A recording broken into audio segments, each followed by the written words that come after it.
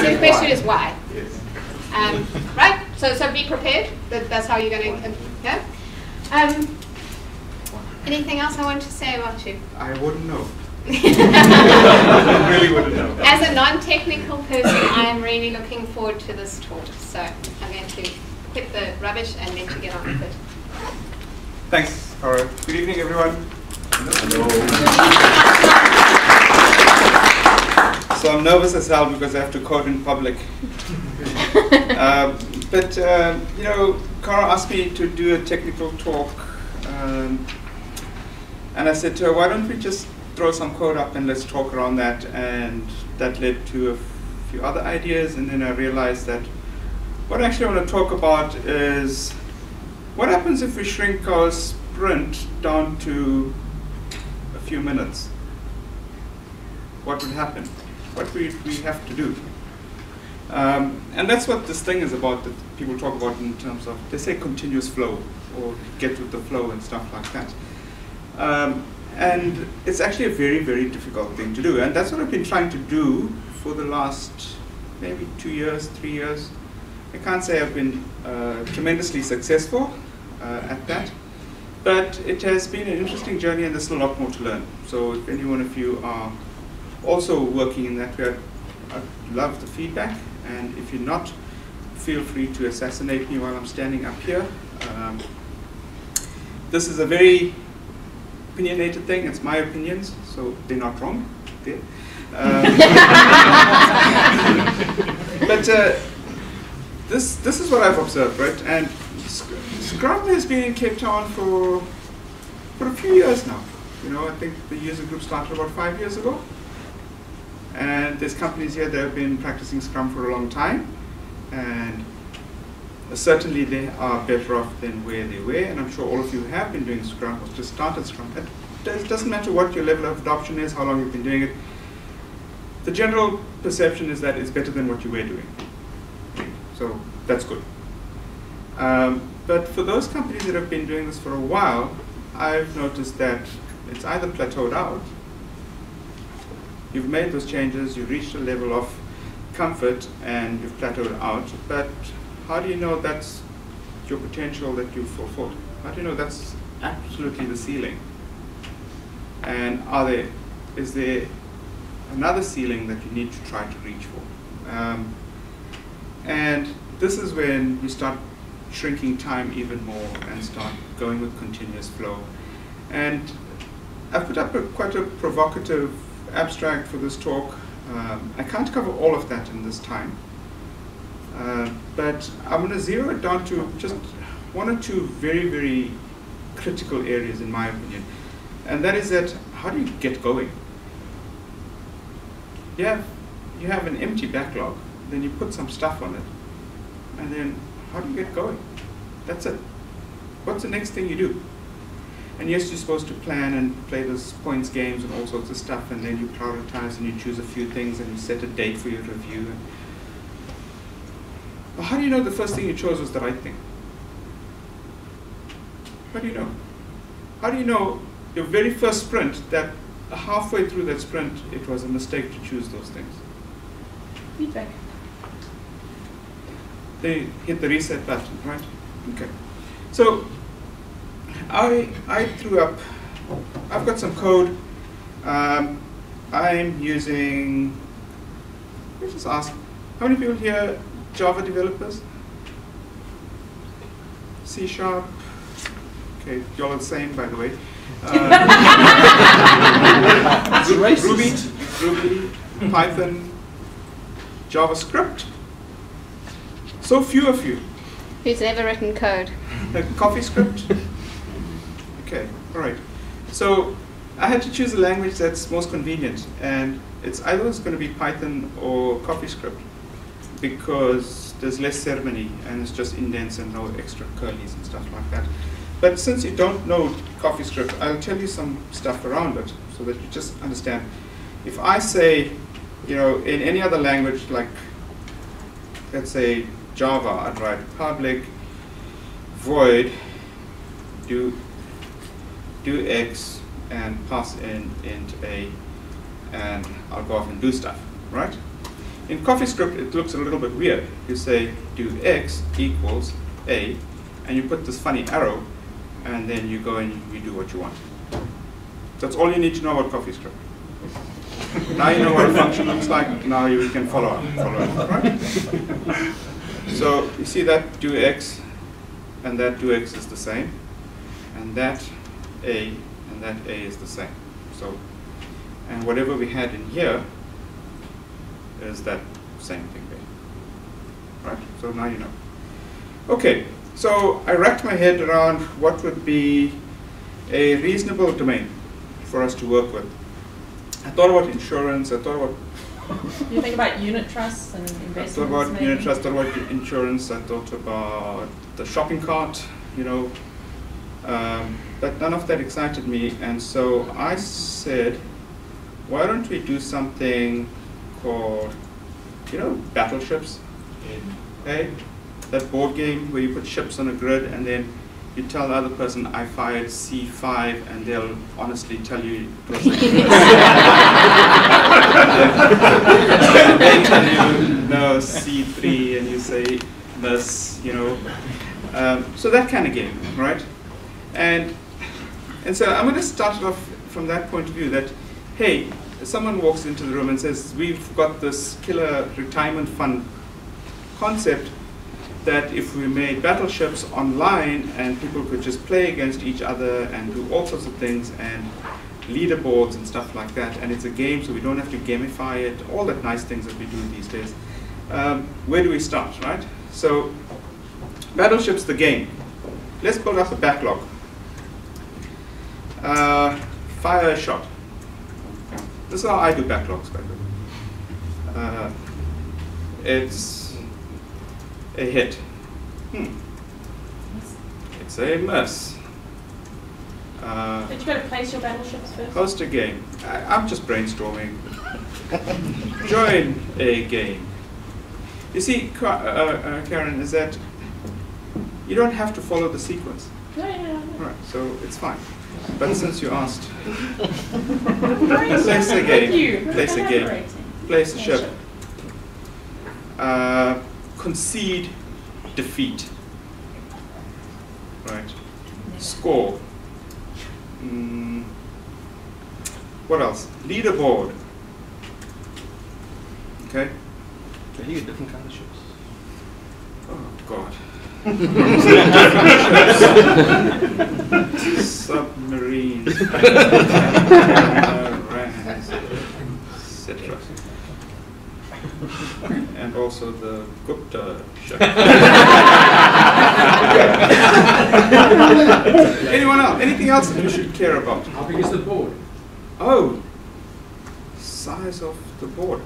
Since it's our backlog, who shouted? How big do you want the board? Is that 8 by 8? Or Okay, 8 by 8.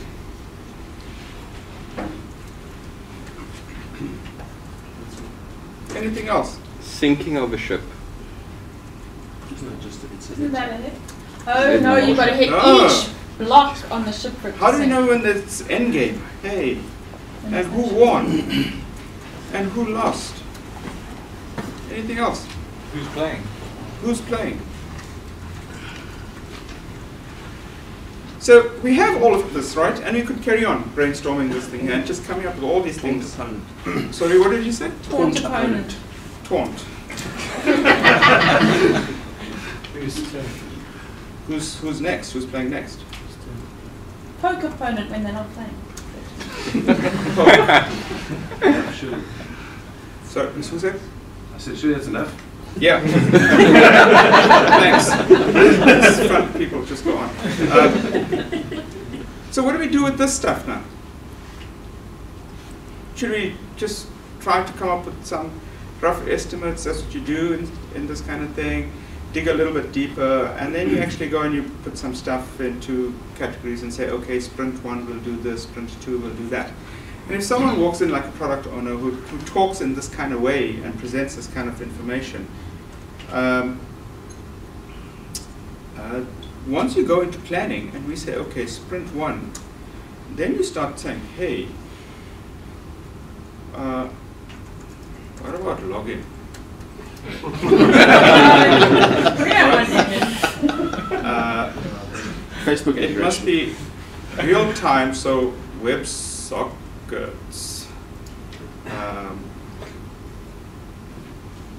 The landing page. Oh, before we even do that, nav bar. Got to have a nav bar.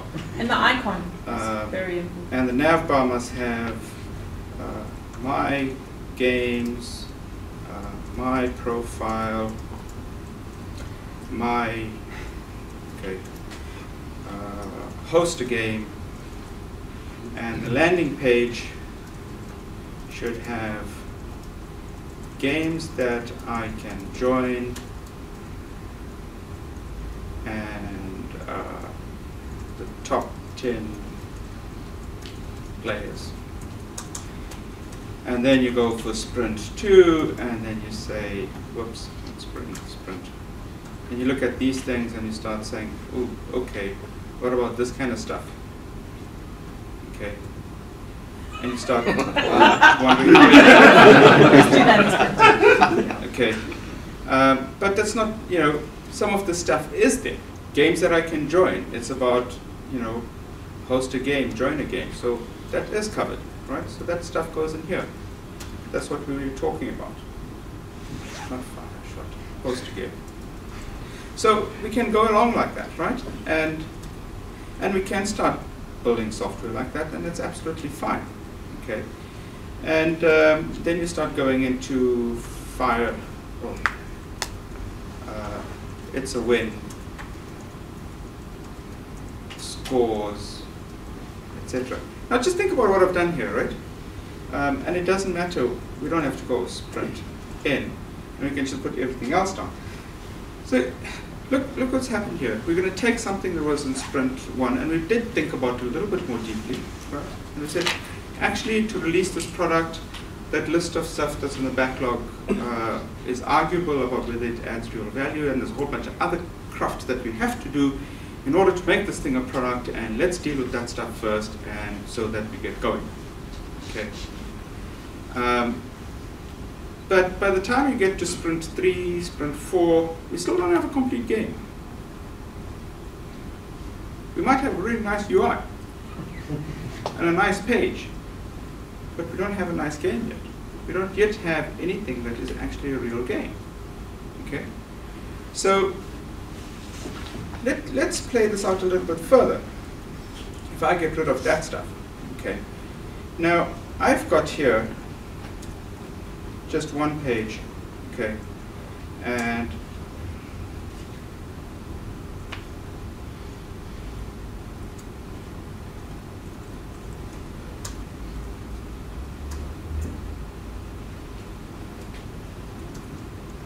that's all there is on that page, right? And this is by, it's actually my default scaffolding. So I start all projects like this. I'm lying. But what I'm basically saying is that if we had to get and deal with sprint 1, then we're going to have to go in here and start making something that's a little bit more than put stuff in here, right? And start crafting this UI and start looking at that nav bar and stuff, right? So we could go into this here and say, hey, why don't we put the menu down here? And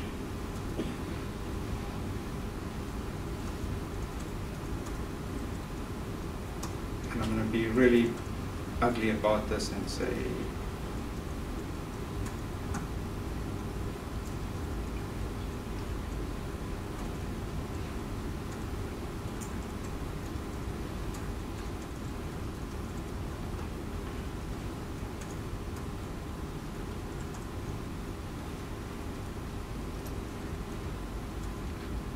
and then we can start building it up here, right?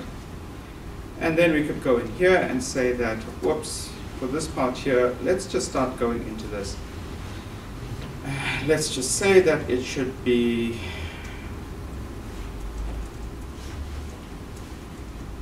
games to host, or games that I can join. And here I will go with, again. Now you know how slowly I type.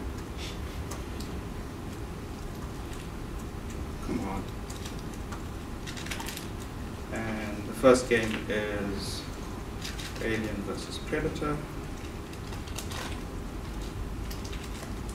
And any Liverpool fans here? At least one I know. Suarez versus Tyson. The biting showdown. And we can go on.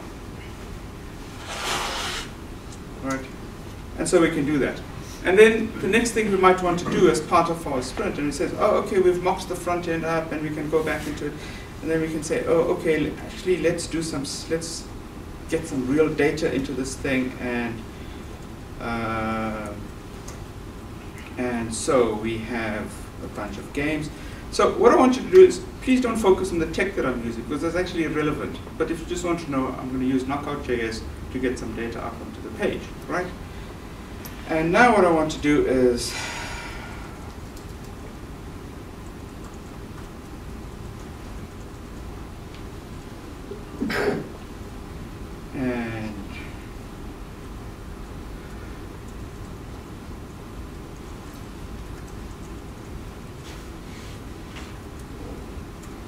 then I want to say find games. And now I'm actually tempted to do an Ajax call. I really, really want to do $get, but I'm going to hold back. And what I'm going to do is games. I'm going to pass in.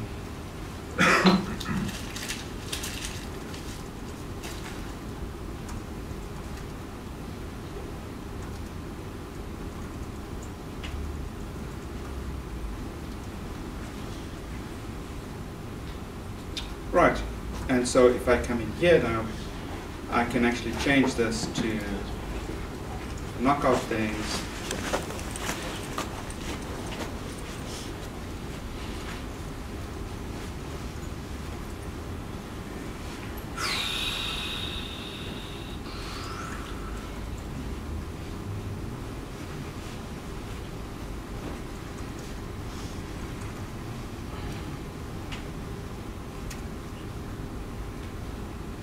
And hopefully, oh, it's not going to work. I will compile.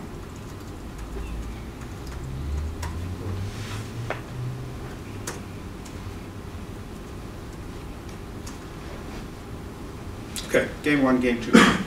Now, what I can also do here is, if you just give me a chance, I'm actually going to stash those changes and switch.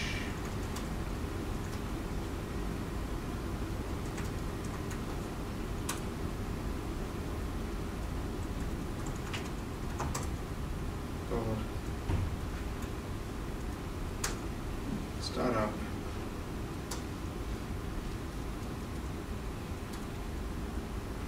And we could end up with something like that. Okay, it's not a lot of work. It's just that the thing is here is that I've spent my entire focus on getting some decent UI up, right? And this piece of code, if we look at it, right, this one actually does do an Ajax call. It really does. Okay. Now, at the end of the sprint, we can demo and say, "Hey, look, we've got exactly what we wanted on that whole sprint one." But as a developer building this application, what have I learned? It's just scaffolding. Exactly, it's just scaffolding. I've learned a little bit about something about how we're going to push this game out, but what have I learned about battleships? Nothing. All I've done is applied what I already know, which is how to do Ajax calls and how to use whatever CSS styling I wanted. Okay. So that's the first thing, is that just rushing into it, okay, for the sake of getting to a review so we can bring something up, is not what I want. Okay. It is important. I'm not saying don't do this. You've got to do this. But very early on, I want to be able to feel the problem. I want to roll it in my hands. I want to get a feel for that. And that is really, really what I'm after. Okay. So how do I go about doing that? Okay. So the way I would go about doing that is dealing with that backlog. This thing. Not that. I've changed branches.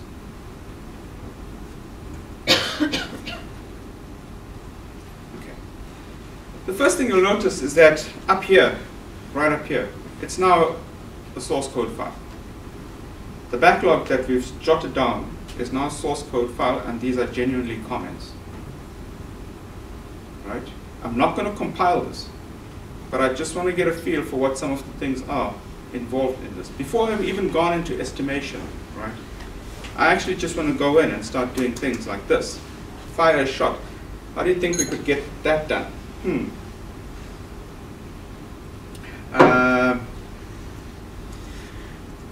And I'm imagining how I'd work with this piece of code, how my code is going to evolve.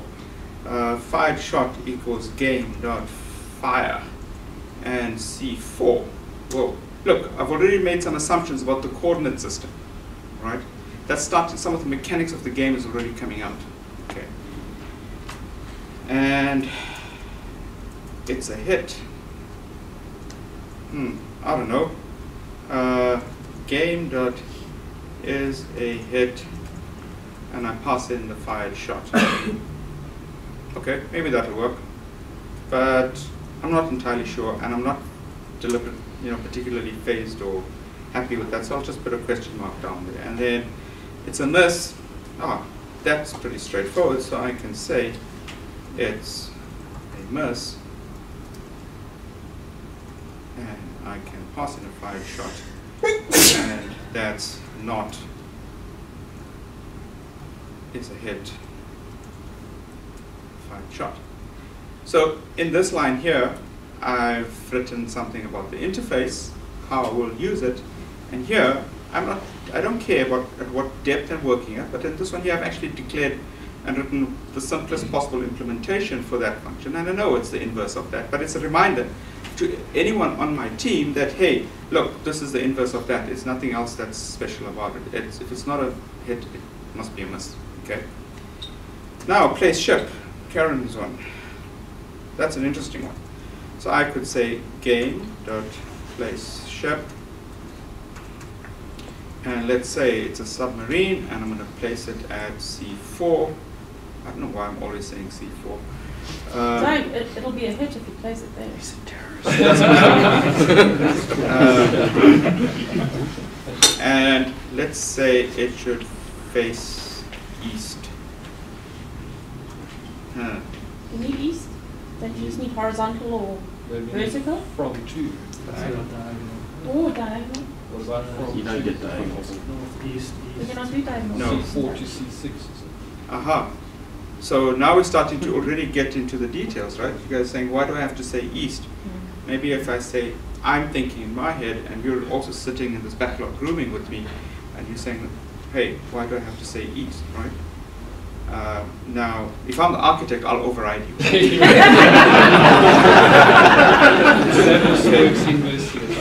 But I'm the product owner, and that's not what I want. Well, you know what you can do with your collaboration. So maybe it's actually, we don't care what it is. Maybe it's actually C4 to C6. Maybe it's that. I don't know. Maybe it's actually, maybe it's place ship, submarine, C4, and it always goes that way. You know, I don't know. Okay.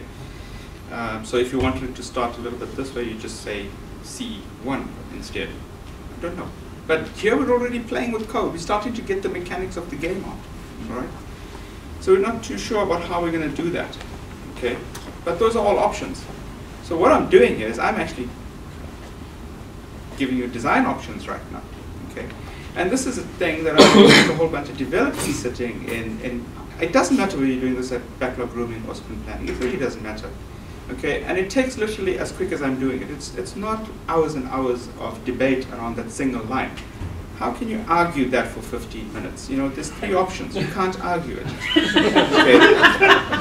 Now, ship can't be placed. Oh, okay. I don't know how to do this, but let's just say puke if game dot place ship, or let's just say, let's just take any one of those,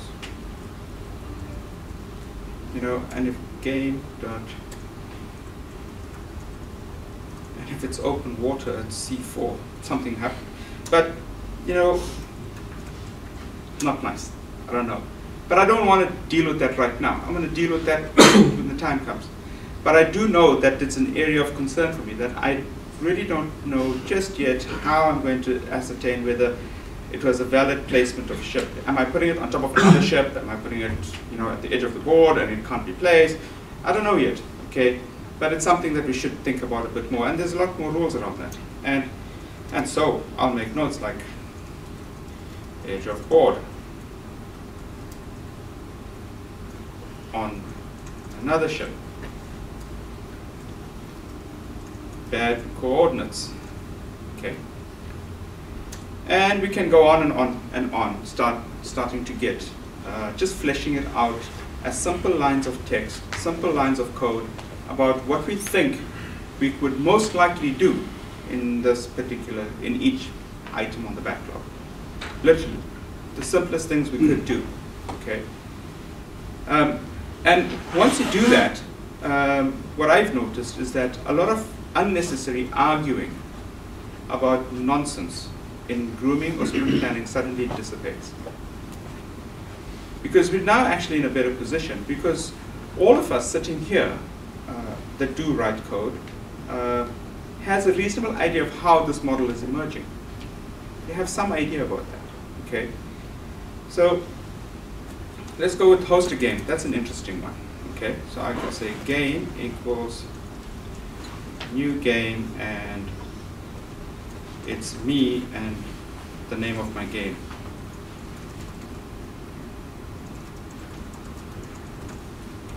Okay. Now how do we view the board for the player? This would be an interesting one, because now we're talking about UI again. All right, so how do I get UI into this thing? Okay, and I'm not going to sketch out HTML here. I refuse to. Okay, firstly, it's too many angle brackets, and secondly, it's irrelevant right now. But ASCII art, right? So now we're looking for a creative way for a while, suspend belief, and that as a team we're just going to say, hey, what if we did this with the board? So if I said game dot board for me, right? Then what board should look like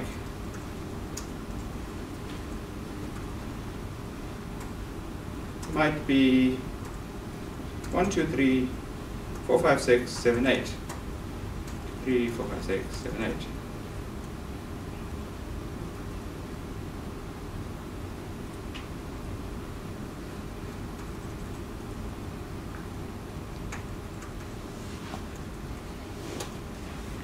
And so I know here that dot equals open water, dash equals ship, x equals hit. Okay. So now I have a way that I could actually do that. Yes, question? Would you mind moving the bump up to the top half of the screen? Completely, yes. How's that? Okay. Okay. So is that the final data structure that I need? No. Okay. But it's simple and trivial enough that we could actually play with it. The advantage of this is that if we establish that this is a trivial way of representing a visual of the board, I could actually assert on that in my test, because it's just a string. Right? So later on, I could say something like,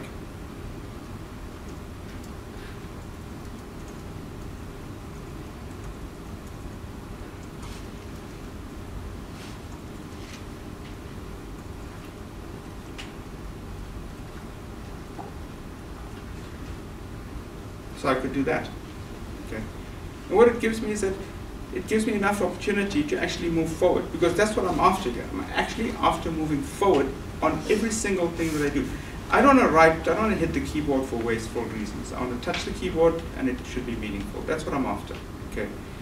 So, is it so bad if I actually shipped that same string up to the UI and let the UI pick it apart and build up a table or build up a, something else that's reasonable for it? Is it such a bad thing? Maybe not. Okay. So what we're really getting here is something that helps us focus on the actual problem at hand. We're surfacing the design in code, right? And we're having a short, fluid discussion around that. Now, this might be one reason. But we do know that deep down, what we actually want, a board is actually, it's something like, I'm too lazy to put commas everywhere, or quotes everywhere, but it's something like that. Right? We do know that. It's an n by n array. We do know that. That's most likely what we'll end up doing. But it's okay for us to just defer that for now. Okay? We'll get there when we need to get there. Right? So, joining a game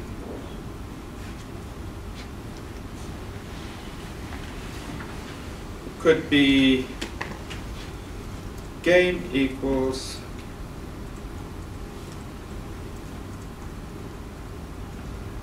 and how do I get games equal is, I don't even know how. I'm just going to say I don't even care what that object is. I'm not interested right now. I'll deal with that. Whether it's a repository or something else, it's fine. I'll deal with that when I get there. But we just know that there is a way to get that, and it's most probably going to look something like that. Okay, and that is my starting point. Okay, now you could do all of that and still fall into this trap and ignore all that you've done there. So what we're really after, okay, and I'm just going to switch branches for you.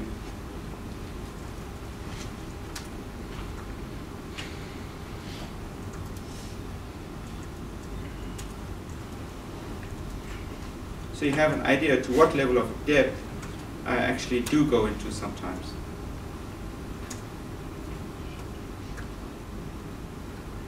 Oh.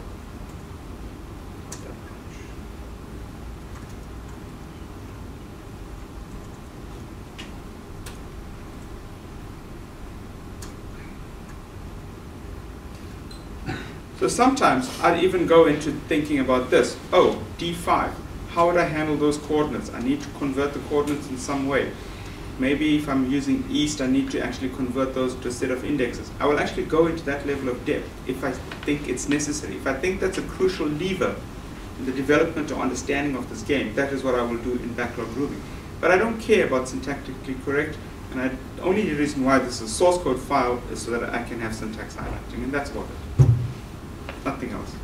Okay. So now I'm in a position where I actually have a reasonable idea of all the things that I would be able to do in a game, in this game. And I'm not focusing on things that I already know how to do, which is make an Ajax call, write up some HTML and adorn it with some CSS. I'm not focusing on it. I'm focusing on the mechanics of the game. So my next step, what is my next step? My next step is something that I call a pulse. So instead of falling into the whole thing of what do, I actually want to establish something that's a thread, with all of these things that we've listed, right? I want to establish a thread. I want to pick some things out, establish a thread that I can tie together to a few things, not lots, 3 or 4 things, that if I do tie the thread, I actually have a faint heartbeat, really faint heartbeat. And with that faint heartbeat, I can then grow the software organically. That's what I'm after, okay? And that is the starting point. If you want to work with continuous flow and shrink it right down, it is not about aiming for this sprint 1. The sprint 1 is actually build a pulse.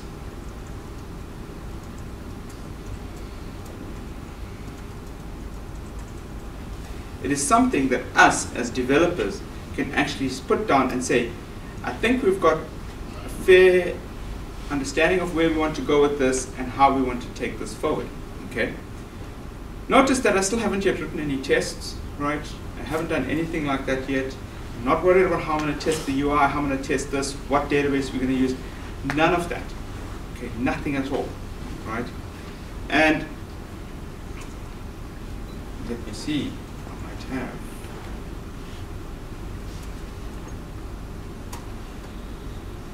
So here's a pulse that I thought of, right? First thing, host a game. Player 2 joins. Player 1 fires a shot, player 2 fires another shot, update the board with each shot, switch players with each shot. That's all I want to do. I don't care about score, I don't care about anything else. But if I can establish this, and I don't care whether it's an 8x8 grid or a 2x2 grid, I don't care. I could actually be a 1x1 grid. It's fine. It's absolutely fine. Okay? So that's what I'm after.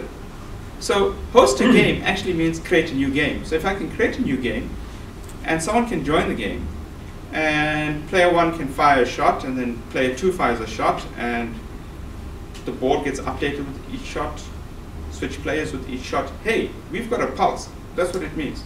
We've got a faint heartbeat of something that could actually work. And we already have discovered a lot about the mechanics of the game, and there's sufficient things in that list of about 5 things to lay out the start of a design. Absolutely lay out the start of a design. There's enough there to do that. Right. It's at this point that I actually want to go and start cutting some code with some tests. Right? I'm not going to type a lot because you saw how slowly I type. But let's clear up some of this here.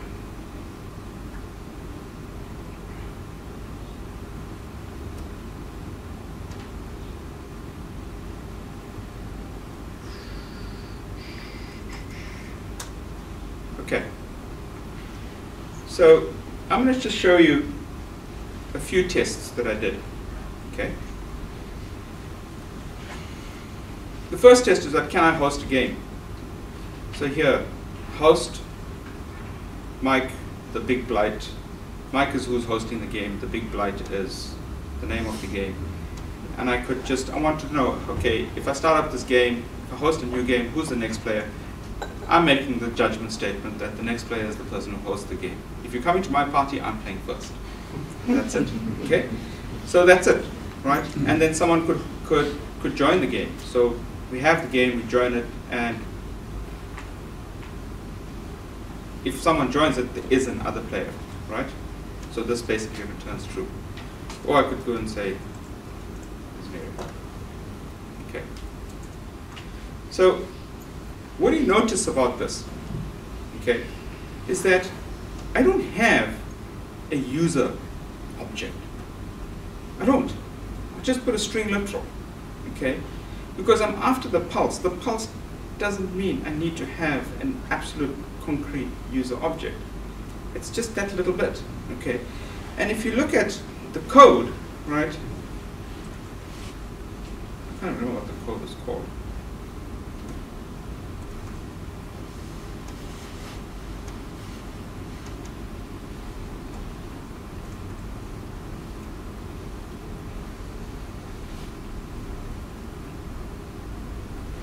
If you look at the code, I'm actually choosing some of the worst data structures possible here, right? But I don't care because I'm just going to type in enough to get me to that point where it's a pulse. And you know, if you guys have been doing TDD for a while, one of the things they say is fake it. This is faking in the extreme, okay?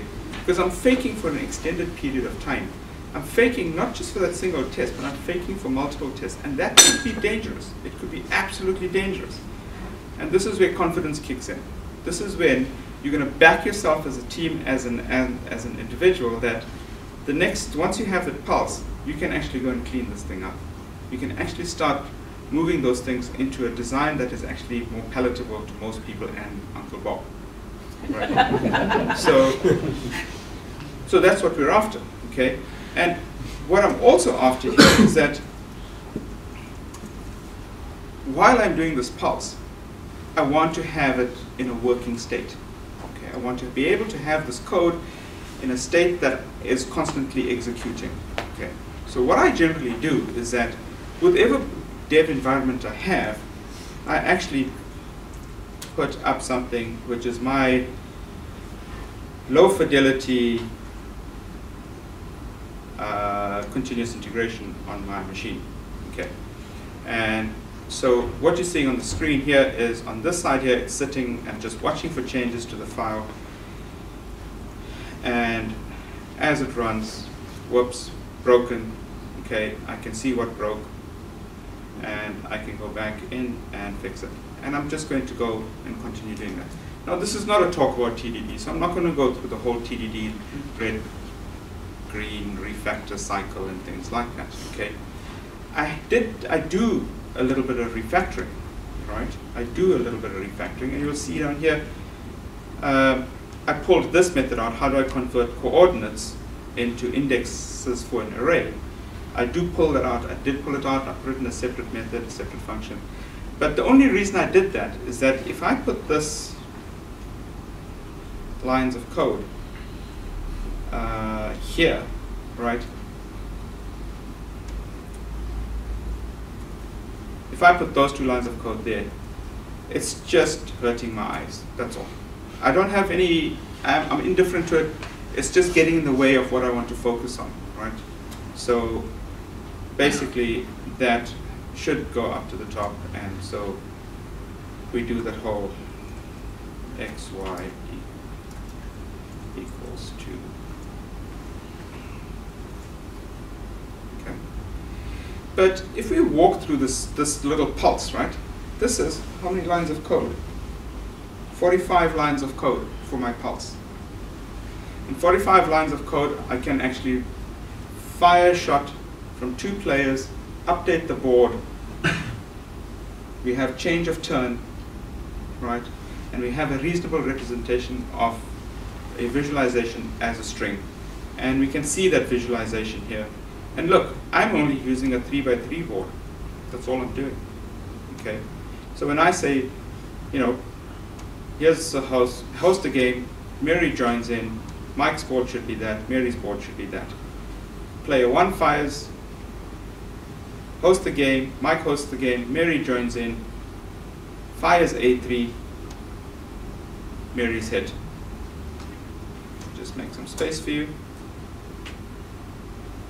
Again, host the game, join in, fire A3, fire C3. Now look what I'm doing. I'm basically now telling a story. That's what I'm doing. I'm telling a story in this test as code. Host the game, someone joins in, first shot fired, second shot fired. This is what I get. I get that. And that is the essence of continuous flow. Because now what we actually have is just enough code for us to actually start filling in proper features. That is, now we can actually deal with all the other stuff that has to happen. Even with just this tiny bit, I can now stick this behind a web server, right? And have a UI, fire Ajax calls against it. It's not going to give me the list of games to join, right? But my very first UI could be something like this.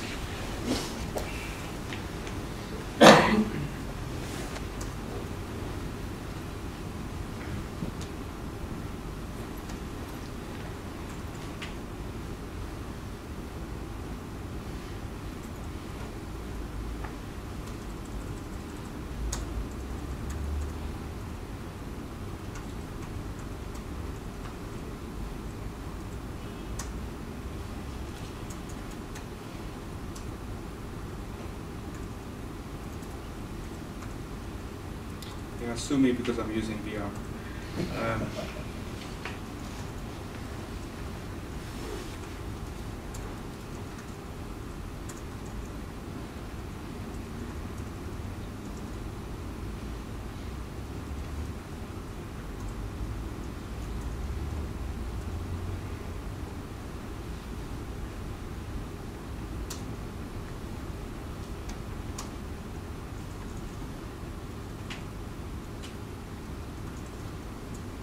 Did I break this?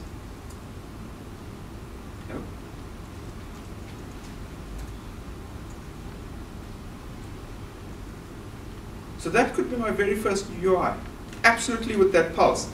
I can now extend this idea of the pulse back up to the UI, because now, but this is not really exciting for me, because all I'm doing is that I'm just actually just going to do an ejects call again.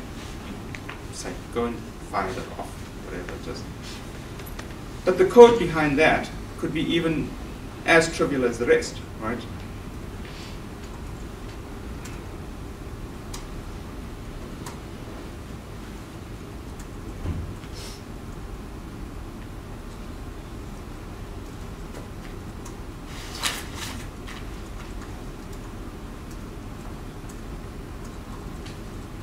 And in here, I can hard code it. I can hard code exactly what I want. It's somewhere in here. You know, I'm going to have a C4, right? And on the return, I'm going to just bind back.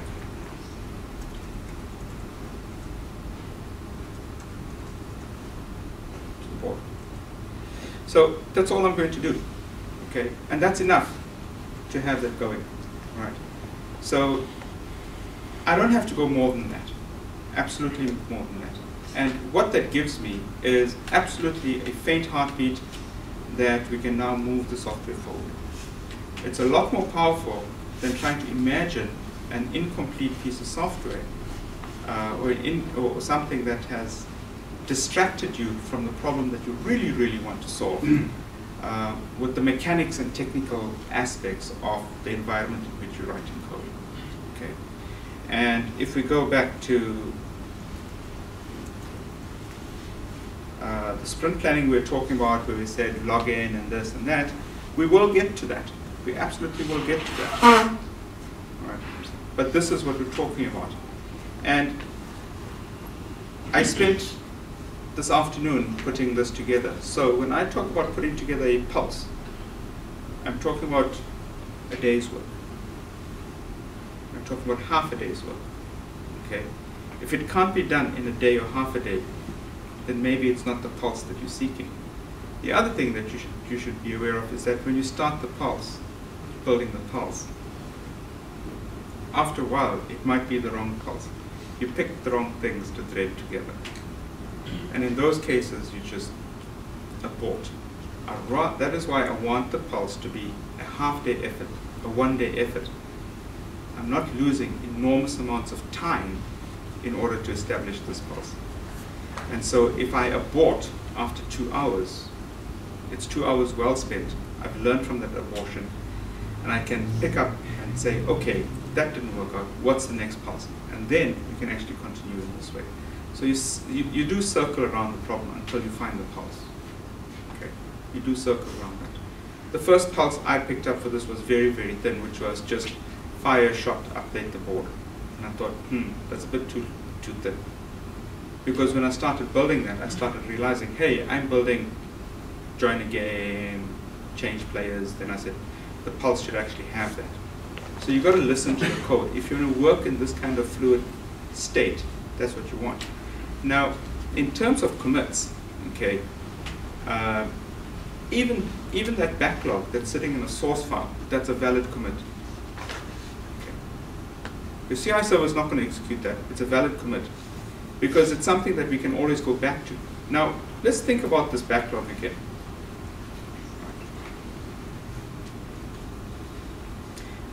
Given that I have this pulse, right, and it's still early days, if the product owner comes into the room and says, hey, we want this thing to be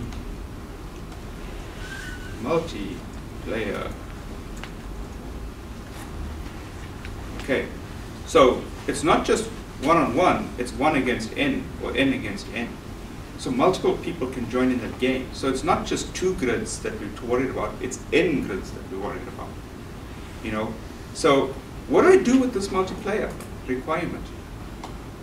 Shoot the product owner? Yeah, you can, right? Or you could actually go up and say, you know what? We sketched this stuff out where we're saying, where was the thing about joining a game? Okay, this joining a game could still work, right? Anyone could join the game. But when was that bit about firing a shot? I can't do that anymore. I need to say who I'm firing to. Okay. Okay, so it's, I need to do something like that. I need to specify who I'm firing against. And then some of the mechanics around game over is going to change. And again, I'm playing with code in my backlog. I'm not rushing out to mountains of code and trying to work out when that happens. So it all depends when that requirement comes along and what opportunity you have to do that. But coming back to some of the early design decisions, when I keep my design decisions that I've made in my backlog like this, as pieces of code, it gives us a chance to go back and say, do you remember why we made that decision? Because it all hangs together like this. So perhaps we should change it in this way. And I can see the effect of the change here pretty quickly, because it's a short document, without having to start digging into the code and watching for that broken build and all of that stuff that comes with TDD. And you can do that, right? You can do that. But that can become quite hairy. You know, the teachings are new requirement, write the test, see where it all blows up. You know what? That scares the hell out of me. Seeing my CI server blow up with reds all over the place, and then I don't know which red. If you've got 5 tests that have failed, which one would you pick first? You've got 2 tests that have failed, which one do you pick first to deal with? The one that's closest to the change. That's what you end up doing. But how do you know which one is closest to your change? So you need to start tracing through your code. But then it's too much heartache to get there. So I'd rather look at this and see what the design impacts are going to be. In the days where we all did relational diagrams up on the wall, when a new requirement came along, in the days of waterfall, by the way, we had this massive A0 page, and you could walk up to it and say, that report that they want needs an extra column here, and someone sketched it. You know, and after 3 months of waterfall, it's got all sorts of lines all over it, but that's what we did. This is the same thing, it's just a little bit more fluid. So, one last thing about working with continuous flow, right? And that is that, firstly, you've got to get your dev environment up and running pretty quickly, and you make sure that you have this kind of low fidelity continuous testing on your dev machine. It's nice to wait for the CI server to kick in, but just having a tight loop of running the test locally all the time as you're saving changes is absolutely fantastic feedback, right? Every commit that I make moves us forward.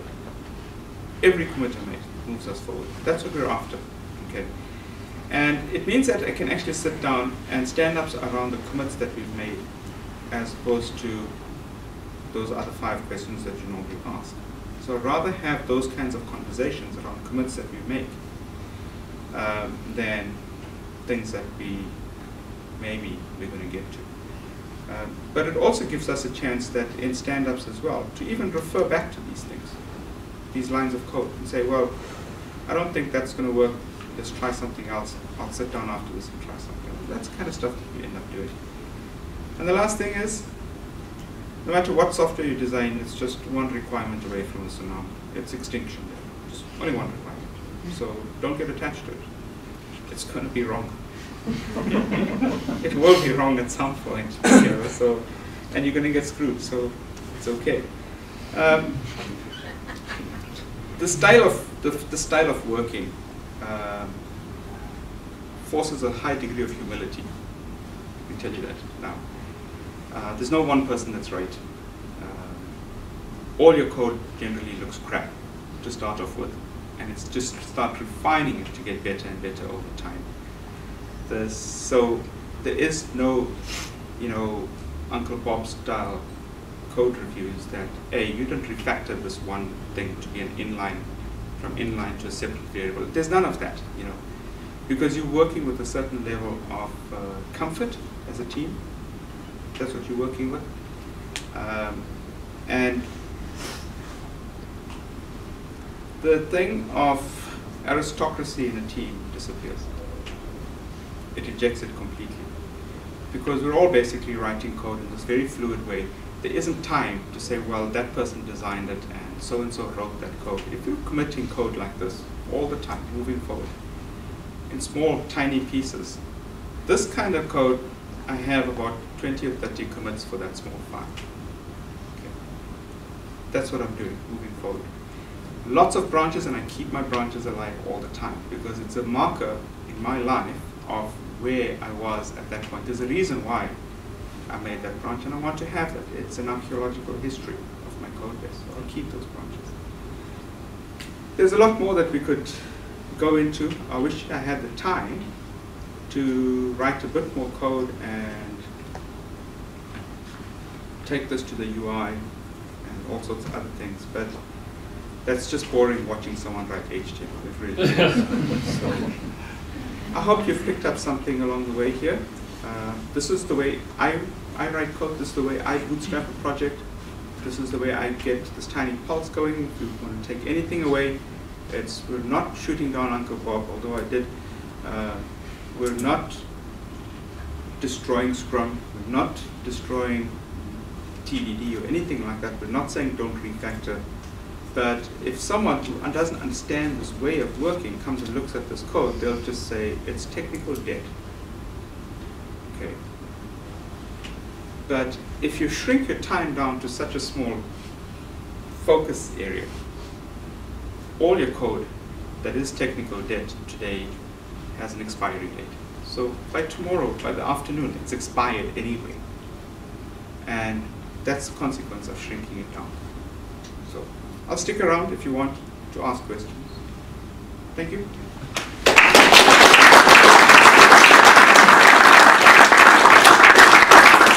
you have any Haglers questions? I've got a question for you. What did you learn? How about turning the table? What did you learn? What did I learn? Syntax-wise. The answer to that question is I don't know. Okay. That's something. Yeah. I'll stick around for a while. You want to chat? Or if there's anything from the floor right now? No? Okay. Apologies, there were no games. I do have a question. Yes. So if you're doing this in a grooming session, how open have you found product owners to looking at code like this? Does it make sense to them? Are they okay with it? They're generally impartial to that. Because you're doing it, you're not dominating the session. Yeah. Okay. So documenting the conversation. You've brought your stuff to the table, and generally, firstly, it requires a product owner who's been briefed that this is what we're doing, right? Secondly, they understand that the team is actually deliberately thinking quite deeply about this. So that's what they see surfacing, right? But they also have that role of facilitation, which doesn't go away. That hey, you're futzing around for too long with going down a rabbit hole with this line of code. Okay, but it also surfaces questions that can be posed back to the product owner pretty quickly by saying, you know what, we don't know how to place a ship. You know, we can think of 5 different ways to place a ship, but absolutely it has an impact on how the user will work with the interface in order to place the ship. You're the deal breaker. So that's what you're doing. So one machine, many machines, is it projected, isn't it projected? Generally, someone is leading the show. One machine projected or huddling around. So they're not big sessions, small, and you're keeping it short. I had a question about that. From what I gathered here, you are running very short safe-to-fail experiments to gain knowledge of the domain that you're in. Have Correct. you ever run multiple experiments side by side because the domain is so ambiguous that you are unable to decide which way to go? Yes, I have. And how did that work out? Very well. Okay. Very, very well. And again, those experiments are really short. Sure. So. Okay. So it's not, hey, let's create a spike, time for a spike, and get permission for that. It could happen even in that grooming session. These things are experiments. Yeah. So laying out different lines. Different methods are different experiments. Yes. I totally agree. But you could end up with 2 pulses. Okay. Absolutely, you could. There's nothing wrong with that. Only advice attached to that is don't throw away the pulse that failed. Sure. You never know when you're going to go back to it. It No. just happens. I was just wondering Yes. how that worked within a team. So, Yes. like divergent thinking type of thing. Yeah. Was that a like organic process that some No, it people is. moved off and Yeah. other people moved Look, to it? and generally, if you're doing pairing, if you are pairing, this type of thing, this little pulse is one pairing session. It could happen in the morning. At lunchtime, you have something. There's enough code that's emerged even in 2 hours to share with the rest of the team about this is actually going somewhere, or no, it's not. So that's what happens. And at that point, you can decide, oops, let's come up with another pulse. But there's no reason to actually go and thread pick another pulse just for the sake of having it, you know. Unless you really, if you're in a state where it's so ambiguous, there's more conversations that need to be had before you even get sketching it out like that. You'll find that if you can't sketch it out like this is what I call code sketching. If you can't sketch your code out, it means that we're so distanced away from it. We don't even understand the surface of the domain. And then all your software, every little commit, every little, you're releasing very frequently. You're going to have a build pipeline. It demands a build pipeline so that you're actually deploying continuously as well. So there's a very high level of maturity in the way the team works, the way the team rolls code out. There is a very high degree of maturity in it. And that takes a bit of getting used to. That doesn't come for free. You've got to put effort into that. You've got to get that in place so that you can work in this way. And sorry. Yeah, go for it. So this is Greenfields. We said battleships, cool, go for it. Yeah. Some code in production already. Has it been sketched out like this? Design All is, code. yeah. I was waiting for this. And design is dominant. So design is dominant based on the cast in domain. stone. No, as in the design thinking is dominant.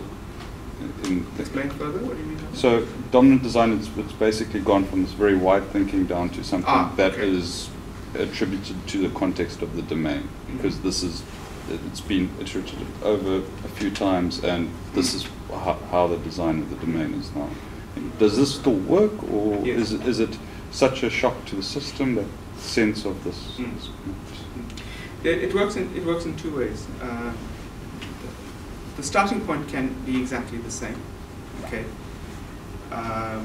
Those that are familiar with the API, which is representing the domain, will sketch in terms of that API. Okay. And the thing is not to get caught up in, is it the exact method that's been called?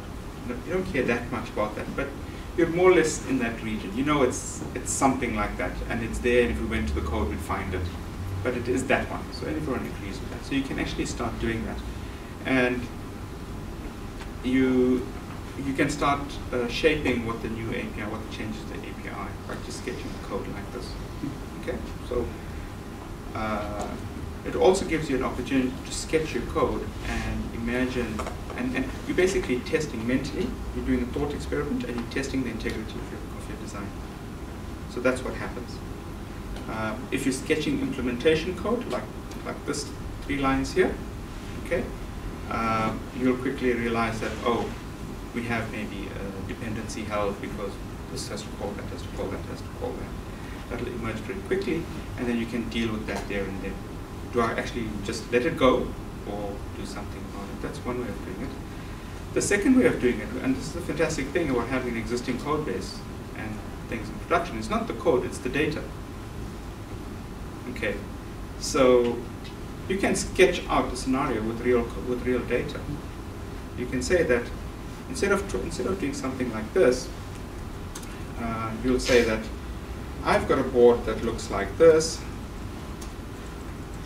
and we're going to do X to it, and then I expect the board to look like that. Okay. And that you'll actually dip into real-world data that you have access to, and you can confirm that this requirement is valid for that set of data. You can do that, okay? And that is the power of having an existing code base. So brownfields is fantastic, absolutely fantastic. It gives you an opportunity to deal with, to confirm to the product owner in data as fact that this is worthwhile going for. You can also go one step further, and that won't happen in backlog grooming. It will happen as a little thing on the side, where you could, for example, test the frequency of that data scenario, in data, and confirm whether we should actually be doing this. Sometimes it's a hunch that someone has, with a strategic many times it's a small percentage that creates a long tail of use cases that maybe the PO could deal with in another way that's not software. So brownfields is fantastic.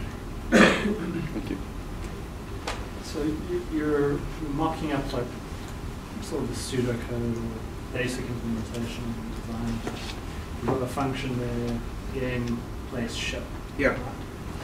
So when you actually get around to writing that function, I find the names that you use, the more explicit or the more weight they can carry, the better it is to really understand, and you don't have to have conversations because it speaks for itself. Mm-hmm. So the naming of variables and functions, try and make very, very just transparent in a sense. Mm-hmm. If I chose to use a different name in the actual function, would I come back to this document and update it? So good question. So what's being asked is that we're sketching code here and we're already making design decisions on choice of names, right, of variables, etc., functions. And when we get to actually laying out the actual code and we find ourselves using alternative names, do we come back and update this down here? That's a tough one. There's times where I just let it go. But if it is a significant name, the name that bleeds outwards into discussion, and then I want to come back and talk about it here. Okay. Or just scrap it from here altogether because the code already exists on that side.